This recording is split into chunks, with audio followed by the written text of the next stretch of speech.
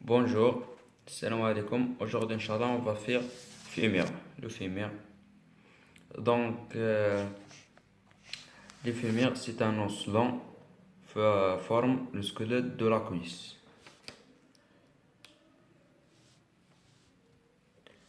Donc, c'est le squelette de la cuisse. La- L'articulation, avant situation, il est situé au niveau de la cuisse, entre l'os coxal, et les deux os de la jambe. Donc, l'articulation, elle s'articule en O avec, avec la surface semi-linéaire de l'acétabulum. Donc, c'est ça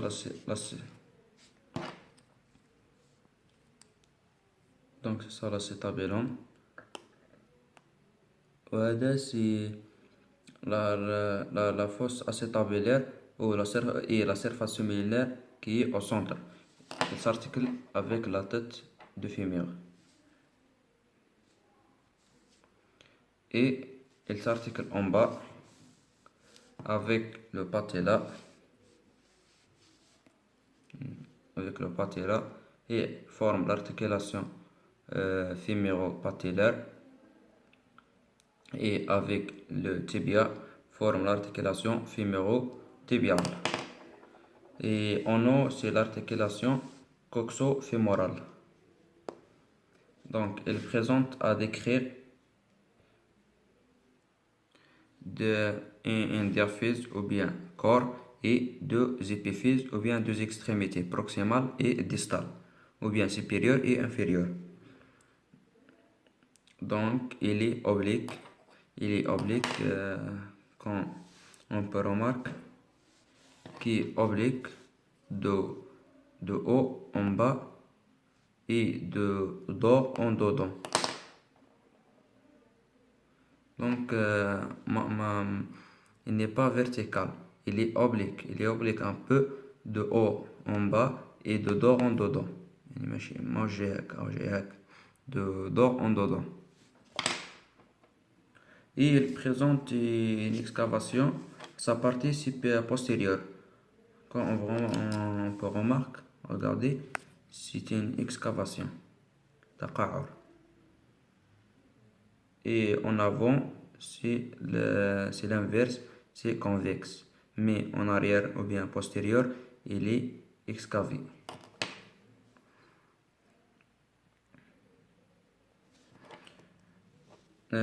Elle présente trois faces. Face postéro-latérale et postéro-médiale et face antérieure. Et trois bords, latéral, médial et postérieur. Donc, quand on fait une coupe transversale et par une V supérieure, on obtient ce schéma.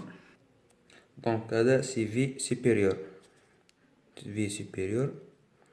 On a ce face qui est la face antérieure et face postéro-latérale et face postéro-médiale.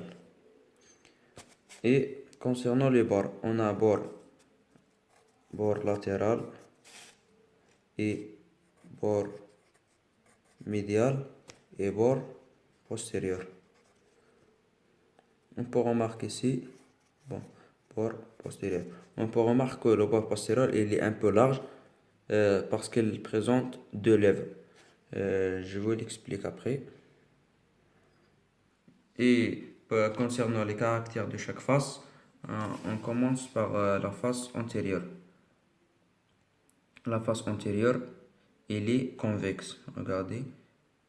La face antérieure, elle est convexe. C'est-à-dire, il est convexe et lisse. Et sa surface lisse, elle donne insertion au muscle vaste intermédiaire.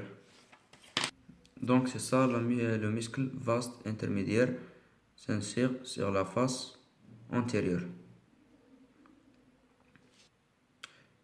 Et pour la face postéro-médiale, Aussi, il est convexe et lisse, mais il est sans insertion musculaire. Sans insertion musculaire. Gardez bien ça, la face postéro-médiale est sans insertion musculaire. Et pour la face postéro-latérale, il est convexe au milieu. Il est excave au milieu. Excave, c'est l'inverse de convexe. C'est-à-dire il est excave au milieu. Et il donne insertion au muscle aussi vaste intermédiaire. Et pour les bords, on a deux bords latéraux. À côté. Bord médial et bord latéral. Ils sont arrondis. Arrondis et mousse. Qu'est-ce que ça veut dire mousse? C'est-à-dire mousse, c'est l'inverse de pointu. Il est pointu et il est mousse et arrondi. Mais le bord postérieur, quand on remarque, il est excavé. Ou bien c'est une dépression. Ou bien sillon. Bon, le bord postérieur, il est saillie, c'est pas sillon. Saillie يكون خارج شوية. شوف le bord postérieur, c'est un saillie. Il est aussi rugueux. Rugueux, c'est-à-dire il donne insertion au muscle. Donc le bord postérieur, je vois مليح. Le bord antérieur, le bord postérieur, c'est un saillie يكون خارج et rugueux parce qu'il donne insertion au muscle. Donc, à la partie médiane du bord postérieur, il présente deux crêtes, crête médiale et latérale, ou bien lèvre médiale, lèvre latérale. On appelle aussi le bord postérieur, on l'appelle ligne âpre. Ligne âpre qui est composée de deux lèvres, lèvre latérale et lèvre médiale. À la partie médiane, donc la lèvre latérale, la lèvre médiale, il donne insertion au muscle vaste médial, et la lèvre latérale, il donne insertion au chef-corps du biceps fémoral et vaste latéral. شوفوا مليح في الفيميا. En avant عندنا quadriceps et en arrière عندنا biceps. Donc en arrière postérieur, sur la lèvre latérale, il s'insère le chef-corps du biceps fémoral et le vaste latéral. Et à la partie supérieure, il présente trois crêtes. Bon, j'ai oublié ça ici. Entre les deux lèvres, lèvre latérale et lèvre médiale, il y a une gouttière. Une gouttière qui donne insertion au muscle long adducteur et grand adducteur du muscle. Donc, à la partie supérieure, il présente trois crêtes. Trois crêtes. هذه وحدة ici. Donc, trois crêtes. باش تشوفوا عليهم bien, اعقلوا GPS. Tuberosité gluteale. جاية من G de gluteal. Tuberosité gluteale et la ligne pectini P. تبدأ بالبي GP. La ligne pectini. Et aussi, on a ici la ligne spirale, GPS, spirale. Donc, tuberosité gluteale, ligne pectini et ligne spirale. Et à la partie inférieure, la ligne âpre présente deux crêtes ou bien deux lignes.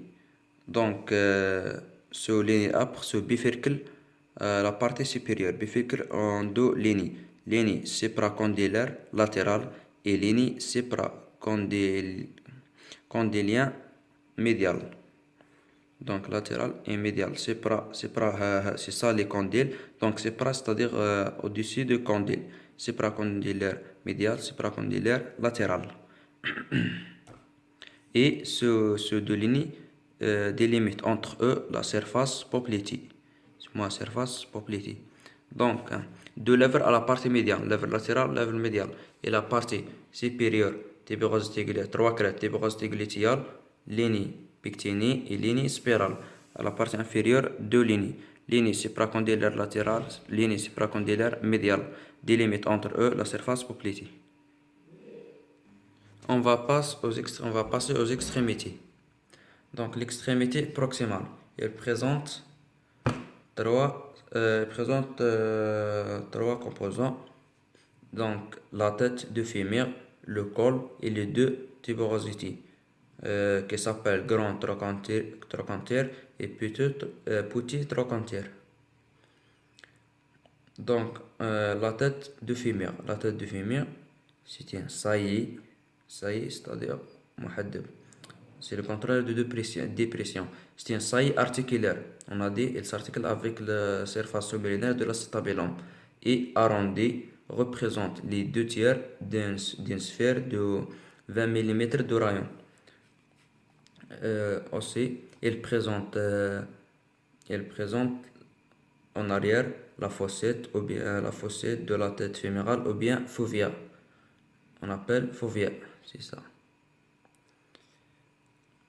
Et par rapport au col, le col sépare la tête de la tuberosité. Il est cylindrique et cadré, cylindrique et aplati, légèrement aplati d'avant en arrière. Son axe oblique forme avec celui de la diaphyse, l'axe de le col avec l'axe de la diaphyse forme un angle 130 degrés. Et le grand trochanterique présente deux faces, face latérale et face médiale. Face médiale et face latérale. Donc la face latérale, elle présente une empreinte régulière de moyen fessier. Muscle moyen fessier s'articule à la face latérale de la grande trochantere. Donc regarde, c'est ça le moyen glutéal. S'articule à la face latérale du grand trochantere. Et la face médiale présente la fosse trochanterique. C'est ça, la fosse trochanterique. Et concernant le petit trochantere, donc on a des faces latérales et faces médiales présentent aussi trois bords. Bord antérieur et bord postérieur et bord supérieur. Ça, le bord postérieur et le bord antérieur et le bord supérieur. Donc le bord antérieur, il donne insertion au muscle petit fessier. Petit fessier, c'est sur le bord antérieur de le grand trochantere. Et le bord supérieur, il donne insertion au muscle piriforme. Donc, regarde, le muscle petit fessier sur le bord antérieur du petit trochantere. Et regarde le muscle piriforme sur le bord supérieur. Et on va passer au petit trochantere. Petit trochantere situé à la jonction de la face postérieure de la face. Donc de la face ici. Petit trochantere situé à la jonction de la face postéro-médiale et le col. Il donne insertion au muscle grand psoas. Grand psoas, je vous les montre. Donc regarde, c'est ça le muscle grand psoas. Grand psoas s'insère sur le petit trochantérique. Donc, petit trochantérique et c'est ça le muscle grand psoas.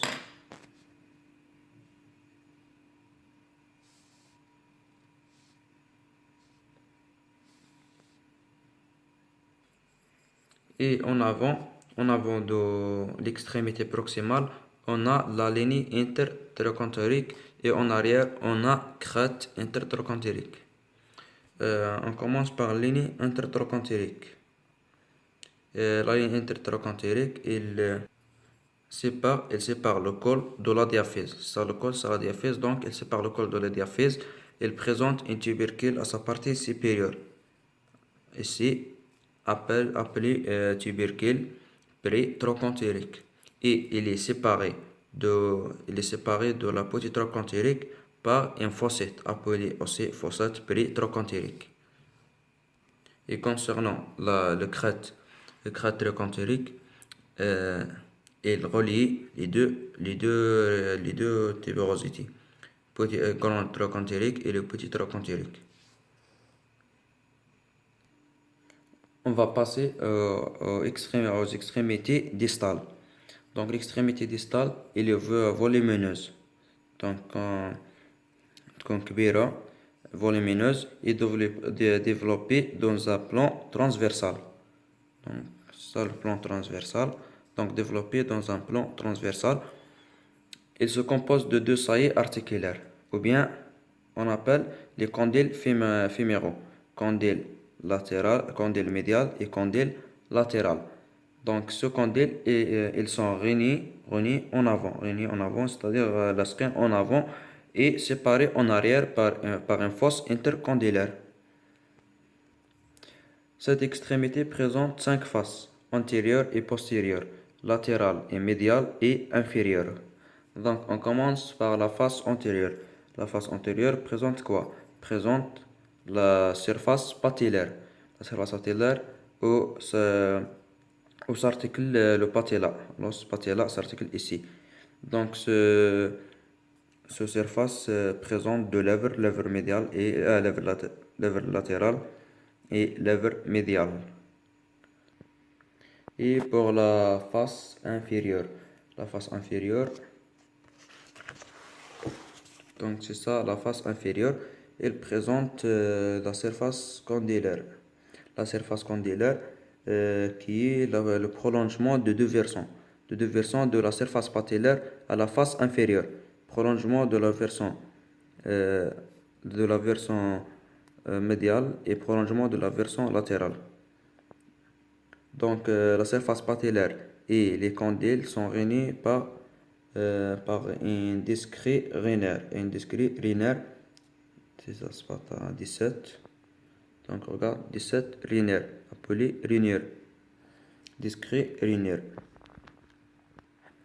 Et pour la face postérieure présente quatre choses. Premièrement, la fosse intercondylienne qui sépare les deux condyles.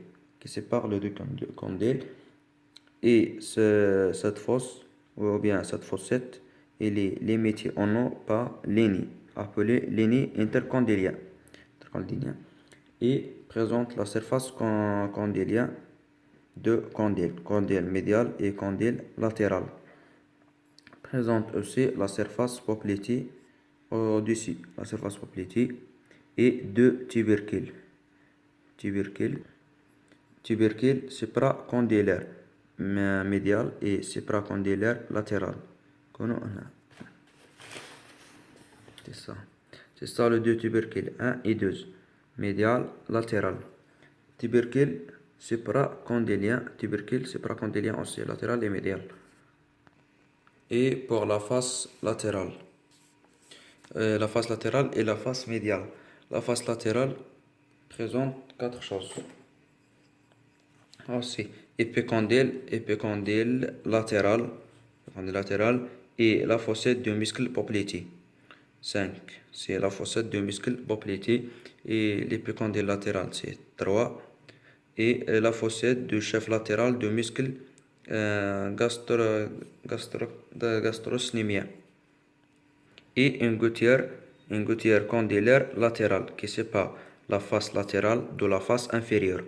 C'est-à-dire entre la face inférieure et la face latérale, il y a une gouttière appelée gouttière condylaire latérale.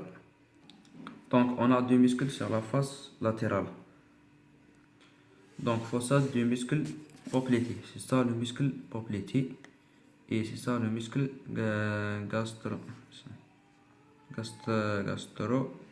gastrocnémien latéral. Et pour la face médiale, on a aussi quatre choses. On a l'épicondyle médial. On a épicondyle latéral et épicondyle médial, 13.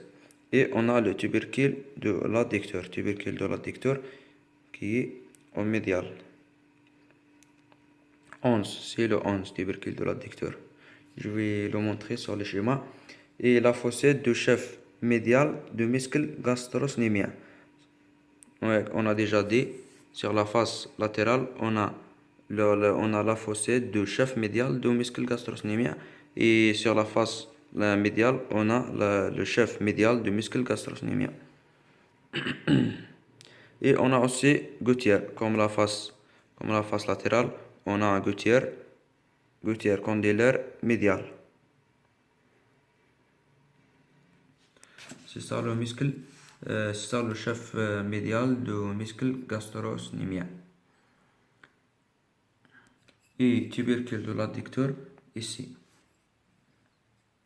Donc sur ce schéma, c'est ça le tubercule de l'adducteur au médial. Donc on fait un résumé. Bon, maintenant l'extrémité proximale. L'extrémité proximale présente la tête du fémur, le col et grand trochantérique et petit trochantérique. Et en avant, on a la ligne intertrochantérique et en arrière, on a les crêtes intertrochantériques. C'est ça, crête intertrochantérique. Et le grand trochantérique présente deux faces, latérale pour l'insertion au muscle moyen fessier et médial, c'est ça, médial présente la fosse trochantérique qui est envers la fosse trochantérique. Et on a dit l'axe du col forme avec celui de la diaphyse angle 130 degrés. Et pour l'extrémité distale, on a la surface patellaire, qui est en orange. Surface patellaire s'articule avec le patella en avant. Et on a deux condyles. Bon, sur la face